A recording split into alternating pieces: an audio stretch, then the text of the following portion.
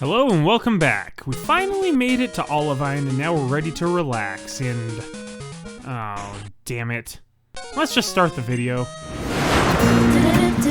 Pokemon Johto! Pokemon Johto!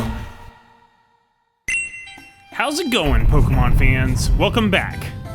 As always, I would like to start off by saying that we have already covered both the cloning glitch for Pokemon and items, as well as the time travel glitch, and we may be utilizing these at any moment moving forward. So first we can head to this house and grab a good rod.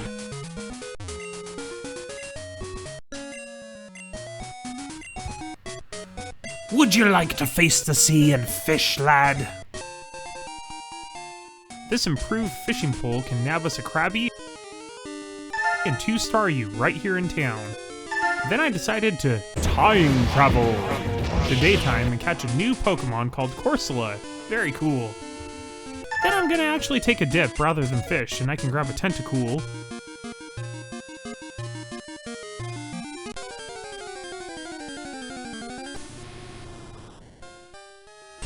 And a Tentacruel.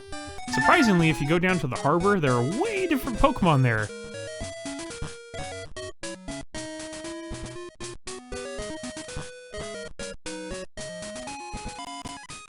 We can get 2 Shelter with our good rod, as well as a new Pokemon called Chinchou. Okay, now more boring story stuff. We can head over to the restaurant to get HMO4 from the Salty Sailor.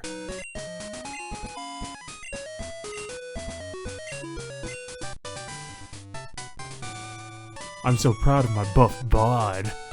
Yeah, I'm just gonna leave this here, and then head to this tall thing lying over here. This is the Glitter Lighthouse, and we need to climb it to the very top. If any of you have done this in real life, you know the pain. So many stairs! It's kind of a maze of climbing and jumping down holes in a circular motion.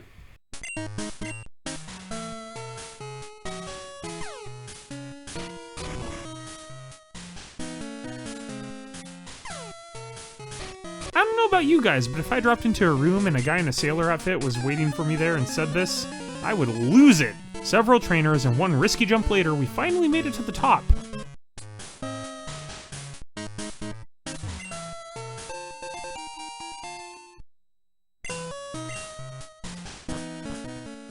Here we'll find Jasmine. It's getting hot. Sorry, you weren't supposed to see that.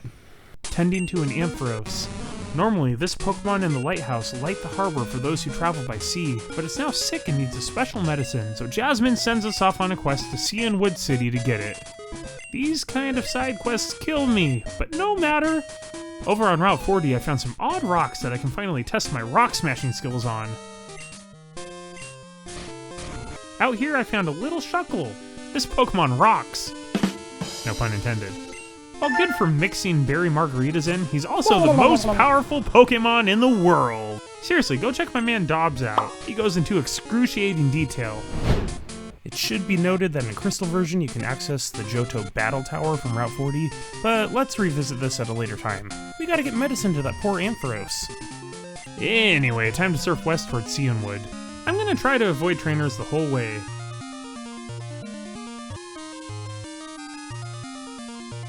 Ah, darn it! Oh, mama. I also found a Mantine while surfing around Route 41.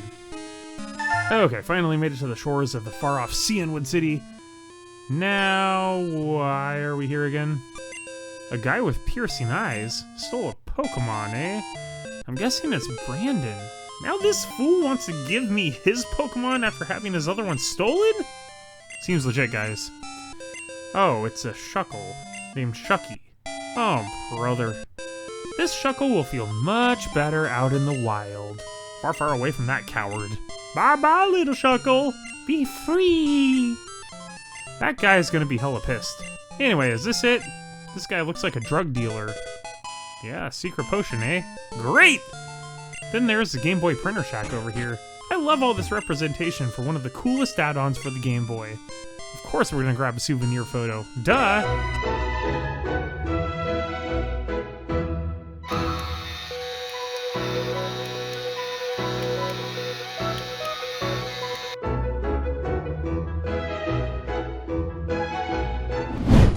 While we're here, we may as well take on Chuck at the gym. A wall of boulders. That's cool, I guess.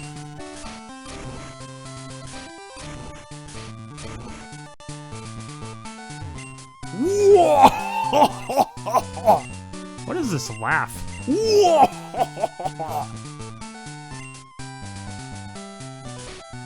Oh there, big boy. Calm down. No need to throw rocks.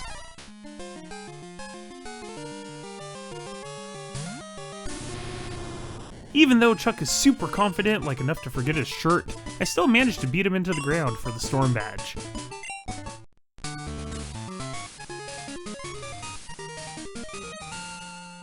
Then his wife catches me outside.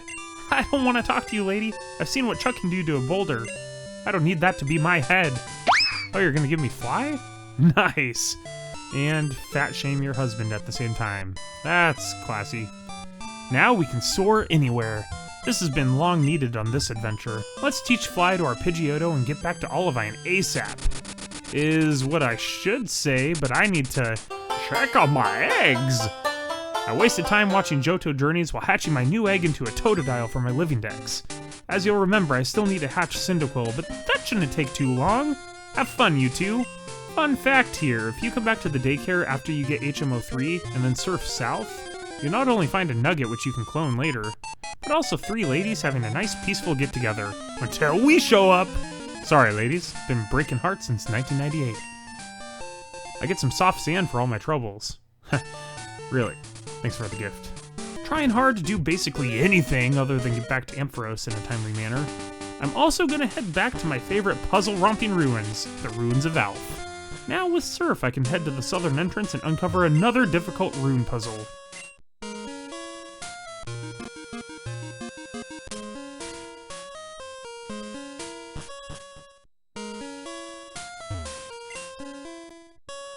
This one looks like Aerodactyl. Good luck, Pokemon Masters. Good luck.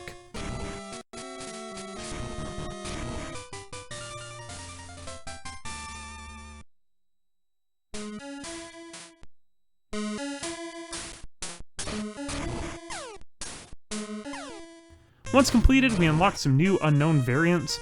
I managed to catch an Unown S. Once again, I named mine Unknown followed by the letter for my personal sanity, keeping in mind the lowercase letters for once we transfer these to bank. Damn it, Bill. Damn it, I say. After that whole thing, I also got Unknown T, V, U, and W. And let's just skip right over to the Union Cave. Remember Union Cave? No? Okay, well if you hop in here, you'll find a pool of water you can surf across. This allows you to access the basement, where every Friday you can find a red Pokemon. We're going spelunking. Last time I went spelunking, never mind. Help! I'm lost in a cave! Let's go left. There he is. Well, this is awkward. After a few tries, I managed to add Lapras to my ever-growing Johto living dex. We can also find a wild Quagsire, the evolved form of Wooper, while surfing around the basement. There's something else we can do in Union Cave as well. If we take this ladder and then swim up here, then use strength on this boulder, we'll reach yet another part of the Ruins of Alph.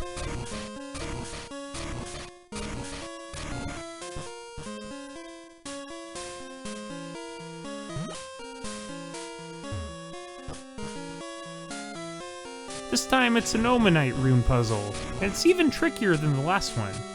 The fun with letters continues as we unleash unknown M, P, O, Q, L, R, and N. Hope you've been writing all these down as you collect them. So if we backtrack to Union Cave and head west at this spot rather than south, we'll reach the final destination of the ruins. Not only is there a super weird psychic guy just standing around out there for no reason, but we also find a tiny spot of grass. Here we can get a Smeargle in the morning, as well as 2 Natu. Tanya? I mean, I'll be whoever you want me to be. And then the 4th and final rune puzzle involves my favorite Squawking Phoenix. No, not you! Ho-Oh. This puzzle unlocks the final 3 alphabet letters, unknown X, Y, and Z.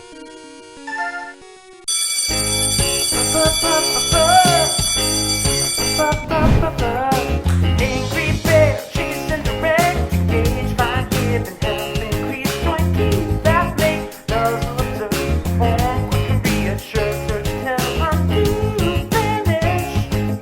What how you don't let feel healing soon the next off unknown ABC are simple as 1, 2, 3 easy as knowing ABC 1, 2, 3 baby you and me girl. Thank you, I'll be here all week. If we head back to the research camp, this guy is very excited to learn of my accomplishments. We can do even more Game Boy printer shenanigans. I can print my name. Or, you know, troublesome messages.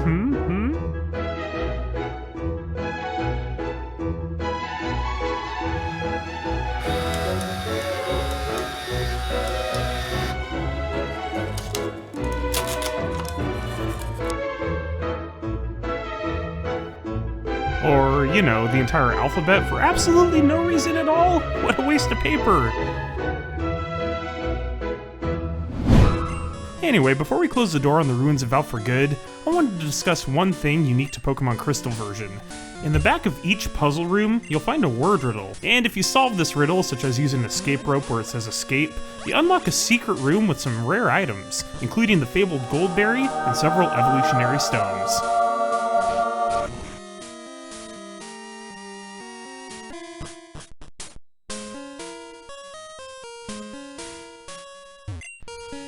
And then beyond that, each room drops down and you can read an excerpt from the unknown backstory, creepy messages. I'm not going to get too far into that right now, but there they are.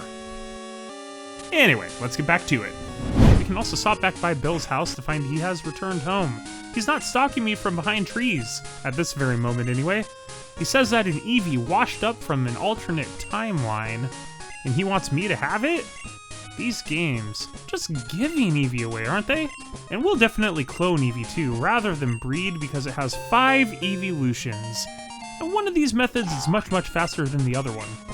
And we can also duplicate nuggets while we're at it and make me filthy rich! Something else I forgot about in Cianwood, we can head north along the beach to spot Suicune once again. Followed by a long-winded rant and surprise Pokemon battle from the Purple Man himself, Mystical Man? You see... What? Mystical Man? I want that to be my title. Now I guess we can head back to the lighthouse and finally give the medicine to Jasmine for Amphi. Then she returns to the gym and we can finally take on her team of Steel-type Pokemon to win the Mineral Badge. I hope she doesn't get too lonely in here all by herself in this rock. But no time to care about that. We gotta press on to become Pokemon Masters. Let's go! Back to Ekritique. And head back to Route 42. Now that we have a good rod, we can find Goldine out here.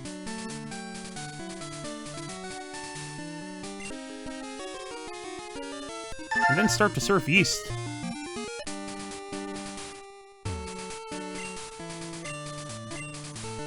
Yeah, you're just taunting me now, aren't you?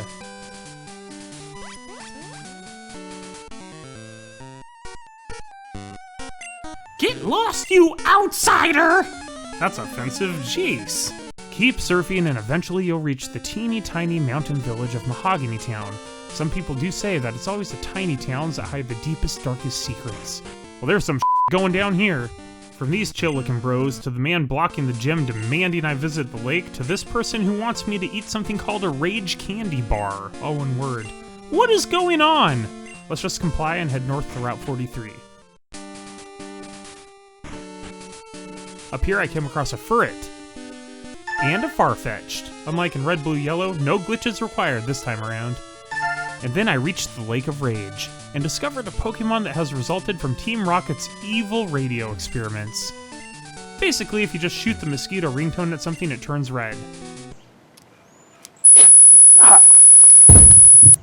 This is Mini Trainer's first experience with a shiny Pokemon. Other than that little sparkle at the beginning, shininess is a much sought-after trait.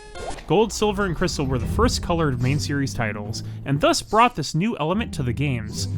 Some people make a whole thing out of quote-unquote shiny hunting, but it isn't only limited to this one Gyarados. Most Pokemon can appear as a shiny. Some changes less subtle than others. Looking at you, Espeon, or should I say, Green Lantern. The chances of seeing one, however, are very, very slim. Something to the tune of 1 out of every 8,192 for each encounter. Those odds seem super unlikely, but they are possible. My first shiny Pokemon I ever saw was a Ladybug, on my original copy of Pokemon Silver as a kid. I had some pretty good bragging rights after that. And then beyond that, if you breed a shiny parent, the children have better chances of being shiny as well, just like in real life. Anyway, for our purpose here, we won't be covering shinies for our collection, but we'll gladly take them if they fall into our laps. This Gyarados is kind of a given, but it's still cool!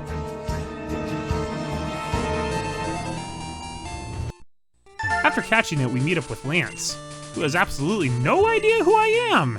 He either caught a Psyduck's amnesia in the last couple of years, or it's the hat. Yeah, it's probably the hat. That's okay. I did manage to find a regular old Gyarados in the waters of the lake as well. I kind of treat the shiny like an in-game event Pokemon of sorts, and always try to get both for these sort of things.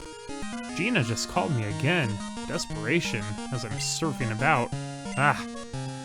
And then we can time travel tonight and find a Venomoth on Route 43. Lance told me to meet up with him back in Mahogany at the Shady Dude Shack, so let's do it. What? This was a front for a secret rocket hideout. What the hell? See? Small towns, I told you so. So the main thing about the hideout are these horrid Persian statues that alert Team Rocket to your presence. If you take the South Gap here and battle this scientist, however, you can disarm them. You want to do this, trust me.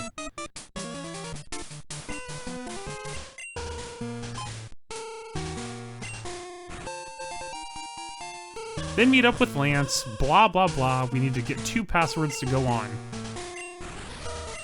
This lady here has one. Hey, is it just me or are Team Rocket grunts getting hotter? The password is Slowpoke Tail, of course it is, those things are delicious. And the sky over here has a second password. Wait, Eradicate Tail? You better not be selling those too. Anyway, yada yada, Brandon shows up and rants on about his personal problems, whisper the passwords to a wall, boom. Then we'll make it to the big boss. Wait a minute, you're not Giovanni. Where is Giovanni? This guy's a poser. We then get yet another password from a Murkrow. Hail Giovanni. Ha! Of course, that's a good one. Okay, back to the generator room, and now we're in.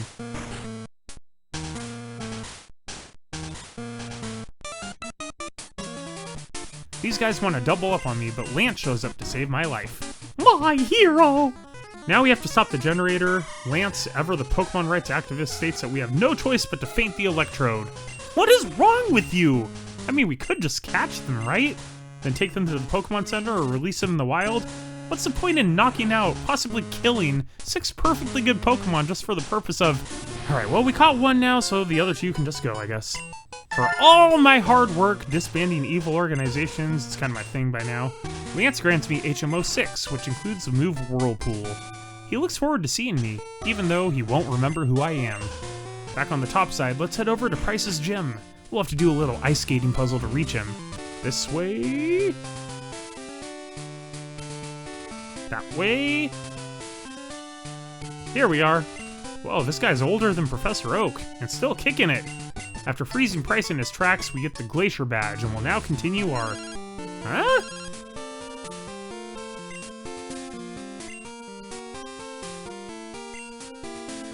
Professor Elm hears some weird stuff on the radio. Are we sure he's not just listening to a soap opera or something? Okay, I guess I can go check it out now. Remember, the radio tower is over in Goldenrod City. Wow, they really have taken over. Okay, just keep pushing through the grunts. That's what she said!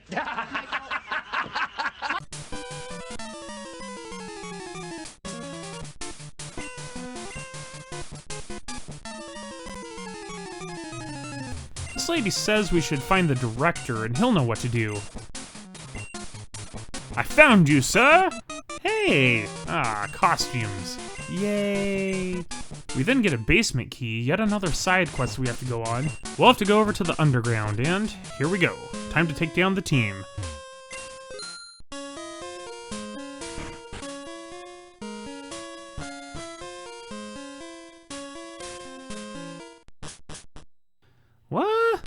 Brandon, what the hell, man? You're ruthless nowadays. I'm trying to work here. After beating these grunts, you'll want to press the switches in order from left to right. This way, a clear path will open up to the next part of the warehouse.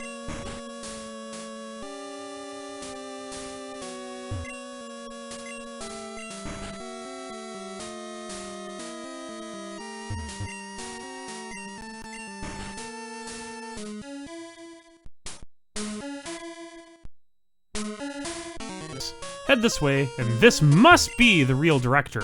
He has a card key for us.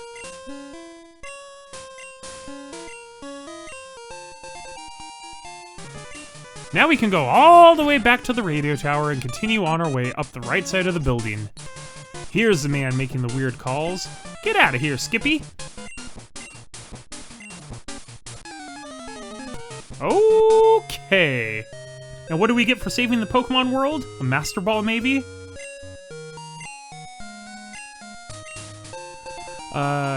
Clear bell. A literal jingle bell.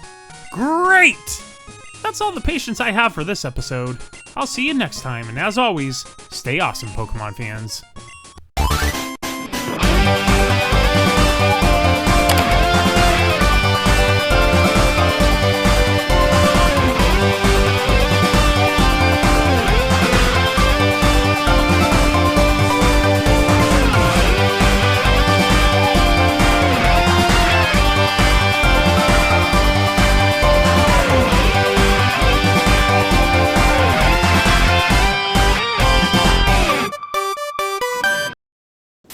Coming to you live from the Lake of Rage, a storm continues to rampage as Kanto champion Lance has been spotted trying to stop a mysterious Pokemon. Seen with him is the ex-champion Cody, who many have not seen in over 3 years. So, Cody's in Johto? Up next, Only a matter of time now.